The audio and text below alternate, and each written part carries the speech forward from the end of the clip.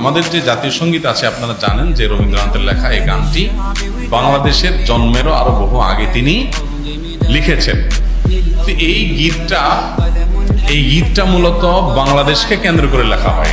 বাংলাদেশকে কেন্দ্র করে যেটা লেখা হয়নি সেটা কেন বাংলাদেশের জাতীয় সঙ্গীত হতে যাবে, এটা একটি বিষয়। আরেকটা বিষয় হলো যেই গীতের মধ্যে কোথাও বাংলাদেশ শব্দটাই নেই সে গীত কিভাবে এদেশের জাতীয় সঙ্গীত হতে পারে। বিধায় আমি তো মনে করি যে এই দাবিটা অযৌক্তিক না, যে আমাদের জাতীয় সঙ্গীত পরিবর্তন করা এটা সময়ের সবচেয়ে গুরুত্বপূর্ণ দাবিগুলোর মধ্যে থেকে একটি। এটার জন্য কোনো জাল হাদিস বানানোর কোনো প্রয়োজন নাই, যে হব্বুল্লাতুল মিনাল ঈমান, দেশ প্রেমের অঙ্গ, এরকম কোনো হাদিস নবী সাল্লাল্লাহু আলাইহি ওয়াসাল্লাম বলেন না। নবী সাল্লাল্লাহু আলাইহি ওয়াসাল্লাম নিজেই নিজের মাতৃভূমিতে তার ভালোবাসা ছিল, সো একজন মানুষ হিসেবে আমাদের মধ্যে সেটা থাকবে, দায়িত্বশীলতা থাকবে, সেটাই স্বাভাবিক। আলাদা করে জাল হাদিস বানানোর প্রয়োজন না। যাই হোক, তো মাতৃভূমির প্রতি টান এক জিনিস, আর সেটাকে পূজা করা আরেক জিনিস। ইসলাম আমাকে এটাকে পূজনীয় করতে বলে নাই। বিধায় সংখ্যাগরিষ্ঠ মানুষের বিশ্বাসের সাথে যেমন যায় না। এই গীত বাংলাদেশকে কেন্দ্র করে লেখা হয় নাই, এটা বাংলাকে কেন্দ্র করে লেখা হয়েছে, যেটা পশ্চিমবঙ্গ পূর্ববঙ্গ মিলায়।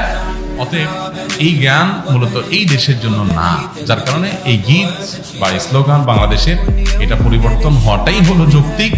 এটাকে যারা মনে করেন অপরিবর্তনের দাবি তুললেই যারা মনে করেন যে বোধহয় সব গেল, তারা কি এটাকে করোনারিস মনে করেন নাকি, যে করোনারিস পরিবর্তন করা যায় না, পরিবর্তনযোগ্য। অতএব এটা পরিবর্তন করার দাবিটা আমি ব্যক্তিগতভাবে মনে করি যে অযৌক্তিক নয়।